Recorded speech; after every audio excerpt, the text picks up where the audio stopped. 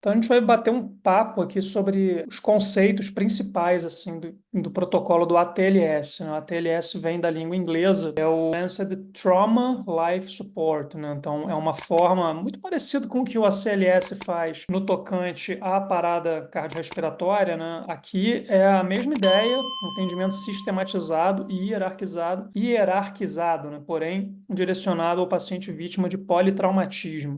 Vamos tratar aqui dos conceitos iniciais, muito en passant, né, dizendo que a nível Brasil 2019, né, as causas externas, ou seja, trauma, estão ali pau a pau ali com neoplasias, né, disputando ali o pódio, um pódio do mal esse, né, como segunda principal causa de mortalidade no Brasil, perdendo só para as doenças cardiovasculares, não é só no Brasil, isso é no mundo inteiro, né? Se você estratificar isso para a população jovem, 15 a 44 anos de idade, o trauma lidera disparado, né? Quase metade das mortes nessa faixa etária se devem a trauma. Isso é horrível, né? Uma estatística horrorosa. Esse gráfico vem exatamente do livro do ATLS, mostrando, cai em prova às vezes, né? Mostrando a incidência trimodal, né? Com 3 picos, né? De momentos de mortalidade relacionado ao trauma. Num primeiro momento, na fase mais aguda, primeira hora, os pacientes vão morrer de lesões muito graves, lesões quase incompatíveis com a vida, frequentemente não dá nem para o doente chegar no hospital. Então, lesões envolvendo o cérebro, o crânio, né, o TCE, ou o tronco cerebral, lesões vasculares graves, né, como lesões de aorta, lesões do coração, trauma cardíaco, coisas desse tipo. Vai existir aqui um segundo pico, 3, 4, 5 horas depois, hematomas intracranianos,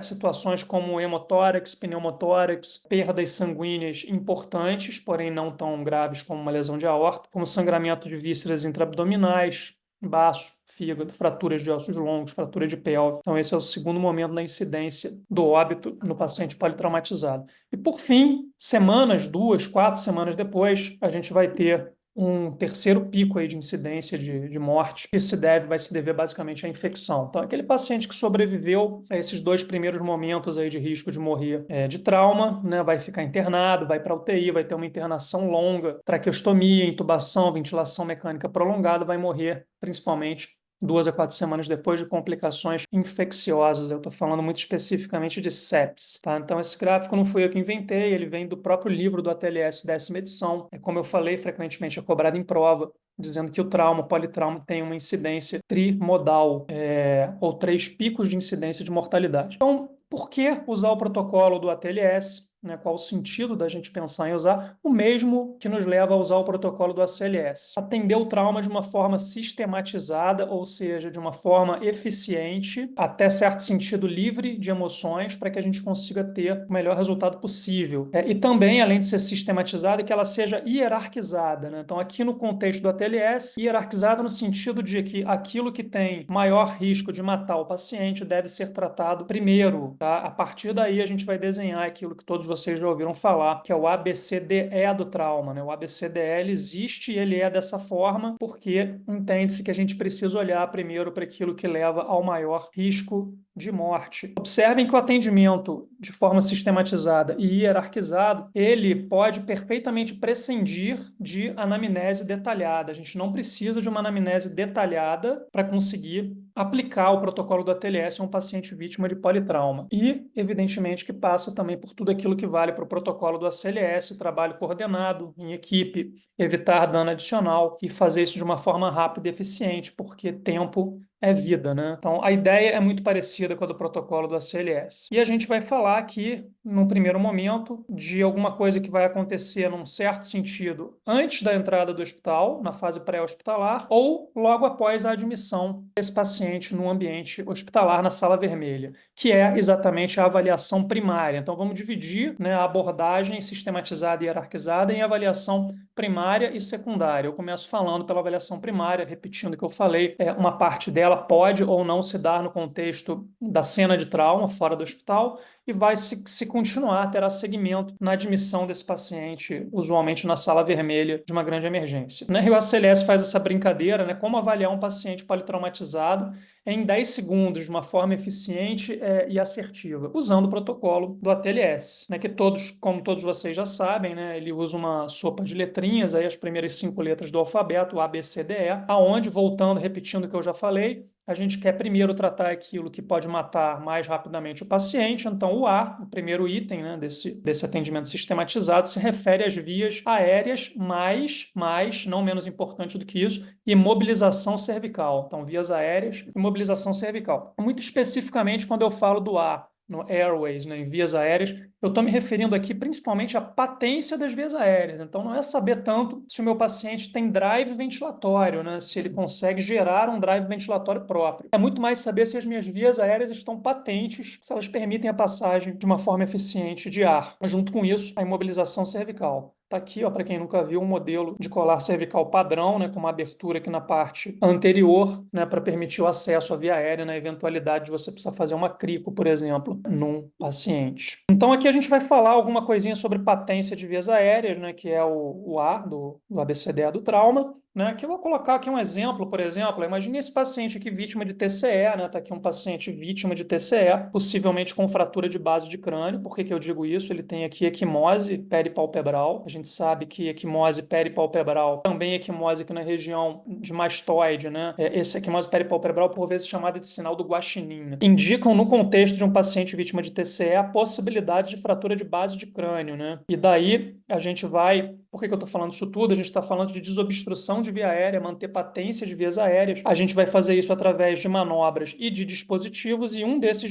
dispositivos está contraindicado num paciente vítima de TCE, potencialmente portador de fratura de base de crânio, qual seja esse dispositivo, a cânula nasofaríngea, por isso que ela está interrogada aqui nesse slide. O que que a gente vai fazer para manter patência de via aérea, né? Se a gente não puder usar a cânula nasofaríngea, a cânula de Guedel, a cânula orofaríngea, ou mais simples do que tudo isso, manobras de desobstrução da via aérea, anteriorização da mandíbula. Eu vou pegar ambas as mãos, colocar aqui no ângulo da mandíbula e vou anteriorizar, vou fazer aqui em perfil, ó, vou anteriorizar a mandíbula, né? Isso em inglês é chamado de jaw thrust. Se quiser chamar só de anteriorização da mandíbula, tá perfeito, é a mesma coisa. E mais simples do que isso talvez seja a elevação do mento, que o americano vai chamar de chin lift. Então essas duas manobras e esses dois dispositivos, a cânula de Guedel e a cânula nasofaríngea, aparentemente contraindicada nesse caso aqui, são manobras e dispositivos que a gente vai utilizar para atingir o objetivo dual, ou seja, desobstruir as nossas vias aéreas, mantê-las pérvias e patentes para que a gente possa, então, se o paciente tiver drive ventilatório, fazer com que a ventilação aconteça de forma eficiente. Se vocês olharem aqui nas duas imagens que estão à esquerda, de fato parece que alguém tentou passar alguma coisa pelo nariz aqui, não sei se uma sonda nasogástrica ou uma cânula nasofaríngea, e o dispositivo nesse paciente portador de fratura de base de crânio foi para dentro do encéfalo, né? Tudo que a gente não quer que aconteça. Seguindo adiante aqui, é claro que isso pode não ser suficiente, né? Eu posso lançar a mão dessas manobras e dispositivos, e isso pode não ser suficiente para a gente conseguir manter a patência de vias aéreas. Pode ser que eu precise de uma via aérea definitiva, né? Então, via aérea definitiva pode ser cirúrgica, tá aqui, né, nesse slide, colocado via aérea cirúrgica, traqueostomia, né? Num primeiro momento, talvez a cricotireoidostomia, já que a traqueostomia é um procedimento que demora mais tempo, via de regra, para ser realizado, via de regra, num procedimento eletivo. Então, talvez, se a situação demandar, num primeiro momento, a cricotireoidostomia, no segundo momento, a traqueostomia. E talvez mais simples do que a via aérea cirúrgica seria a intubação orotraqueal, né? Eu coloco aqui algumas indicações absolutas, né, de intubação orotraqueal. O paciente em apneia, né? Não adianta eu manter a via aérea dele patente, pérvia, se ele não tiver drive ventilatório. Então, o paciente está em apneia, terá que ser intubado. No contexto do politrauma, é importante que se diga isso. Paciente com TCE grave, definido como aquele paciente com TCE e escala de coma de Glasgow menor ou igual a 8. Fraturas complexas maxilofaciais, enfim, e várias outras condições aqui que não faz muito sentido a gente se deter aqui. Via de regra, se o paciente não consegue manter a patência de via aérea com as manobras e dispositivos que a gente mencionou, e ou se ele não tem drive ventilatório, ele vai ser objeto de uma via aérea definitiva. Na maioria das vezes significa dizer que ele será intubado, né? Então tá aqui, lâminas de laringoscópio, curva,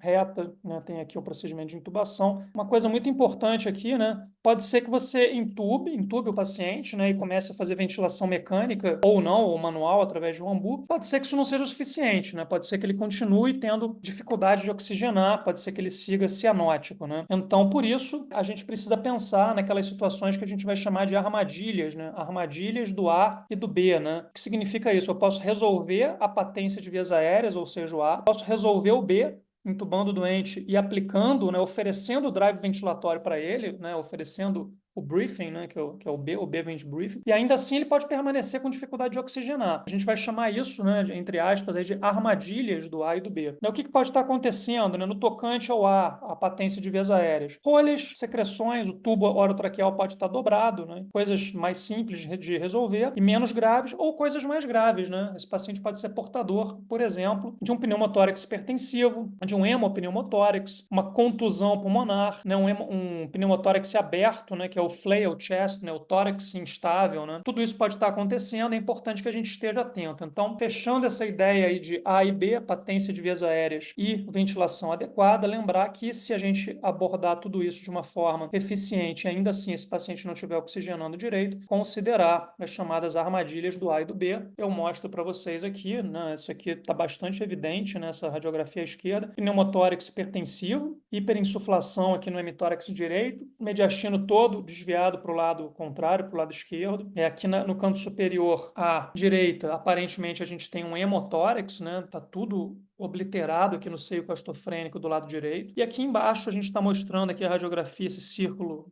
preto aqui está mostrando fraturas de costela, né? Enfim, não dá para afirmar isso, mas possivelmente esse paciente é portador de um tórax instável com ou sem pneumotórax aberto, né? Então, são exemplos de situações em que mesmo você resolvendo o A e o B, esse paciente segue desaturando, segue não oxigenando direito. Então, o B se refere exatamente à ventilação, né? Aqui um paciente com pneumotórax aberto, né? E o famosíssimo curativo de 3 pontas, né? É uma válvula, né? Onde eu vou prender ele aqui onde a minha seta está mostrando e aqui onde a seta está mostrando, e vou deixar os dois lados opostos aos lados que estão presos abertos, de modo que quando esse paciente inspirar, ou seja, gerar pressão negativa, esse curativo vai colabar, vai vedar a parede torácica, impedindo a entrada de ar. Quando esse doente exalar, né, gerar pressão positiva, né, esse curativo vai abrir como uma válvula unidirecional e vai expulsar ar para fora da pleura, né? Então, por isso, claro que esse curativo de 3 pontas tem dispositivos próprios para isso, né? Aqui ele está improvisado, né? Tá feito de uma forma totalmente artesanal, mas funciona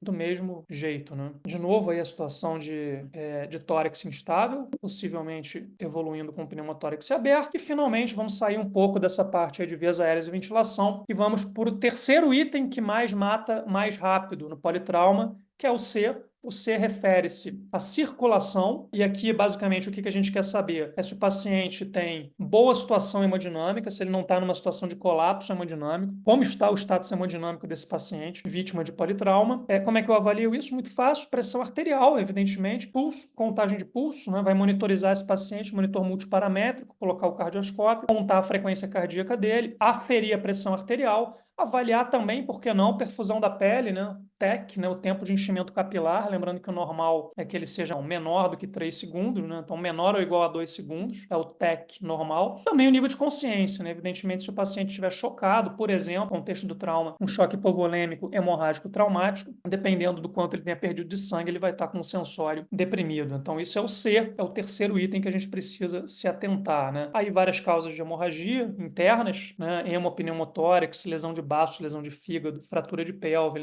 trauma de osso longo, etc. Ou externas, né? Também externas, né? Por que não? Uma lesão arterial, etc. O que a gente vai fazer em relação ao C? A gente falou bem do A e do B. No C, o que nos interessa? Nos interessa muito obter 2 acessos venosos, de preferência periféricos, calibrosos. Estou falando aqui de gelco, de extracate, né? O abrocate, em alguns lugares do Brasil, chamado de abrocate. Extracate, aqui no Rio de Janeiro, a gente vai chamar de gel. De preferência 14 ou 16, ou seja, calibrosos, de preferência um em cada braço, para que a gente possa fazer volume de uma forma agressiva, né? Já de forma inicial e bem agressiva. Ringer lactato, né? Ou cristalóides, em geral, a gente prefere o ringer lactato, mas poderia ser também plasma light, poderia ser soro fisiológico, NaCl 0,9%. A dose está aqui, 20 ml por quilo de peso, né? Imaginem vocês aí um adulto de 80 quilos, a gente está falando de 1,6 litros, né? Então, em adulto, 1 a 2 litros. Falo para vocês como experiência pessoal que na prática a gente vai dar muito mais do que isso, né? Coloquem isso daqui como o que você vai fazer naqueles primeiros 15 minutos após você ter, 10 a 15 minutos após você ter os 2 gelcos calibrosos, mas na prática você vai fazer muito mais que isso. Lembrando que o ATLS tem uma classificação própria, né? Própria para o choque hipovolêmico hemorrágico traumático, que vai classificar esse choque de 1 até 4 em função de pressão arterial, frequência cardíaca e nível de consciência. frequência respiratória também. E se você classifica esse choque hipovolêmico hemorrágico traumático como sendo grau 3 e 4, além de você fazer essa abordagem agressiva com cristalóide, você deve iniciar de cara sangue para esse paciente, desde o primeiro momento do atendimento. Sangue ou sangue total, ou os 3 componentes mais usuais aí do sangue na proporção de 1 para 1 para 1. Estou falando aqui de concentrado de hemácia, plasma fresco congelado e plaqueta. 1 para 1 para 1. Então, para cada hemácia que você dá, você vai dar um plasma e vai dar uma plaqueta. Ou, se você não tiver tempo nem de fazer a prova cruzada, enfim, porque o doente está muito instável, você vai simplesmente fazer sangue total. Nesse caso de não conseguir fazer a prova cruzada, terá que ser sangue O negativo, né? Então, lembrando disso, eu não vou entrar nesse detalhe aqui, porque isso vai muito além do objetivo aqui de bater um papo com vocês, mas lembrar que o ATLS tem uma classificação específica para esse choque no politrauma se ele for de origem traumática hemorrágica, e que se for grau 3 e 4, além de cristalóide, esse doente vai ganhar sangue desde o primeiro momento do atendimento. Seguindo essa lógica de tratar aquilo que mata mais rápido, primeiro, então, a gente falou das vias aéreas, da ventilação e da parte hemodinâmica. Chegamos, então, à parte neurológica. Déficit neurológico, é o D, né? O D vem de déficit neurológico. Como é que você avalia isso? Escala de coma de Glasgow. Também não vou entrar em detalhes aqui sobre isso. Esse é objeto de uma outra aula nossa, de um outro bate-papo, TCE. Tá apenas muito en passant, dizendo aqui que a gente vai avaliar 3 aspectos: resposta motora, resposta verbal, abertura ocular. É isso. Aí a gente vai usar uma gradação que vai de 3 a 15, onde 3 é muito ruim, 15 é muito bom, né? Recentemente, desde 2018, se acrescentou também a resposta pupilar, que pode ser presente bilateral, presente de um lado só ou ausente dos 2 lados. E daí você vai retirar desse paciente 2, 1 ou nenhum ponto em função disso. Então, hoje em dia, você pode sim ter um paciente Glasgow 1, né? Glasgow 3 menos 2. É possível isso, não era possível antes de 2018. Então, escala de coma de Glasgow vai classificar esse paciente no tocante a parte neurológica do trauma, ou seja, TCE, e a gente vai usar isso para definir se esse TCE é grave, moderado ou leve, né? E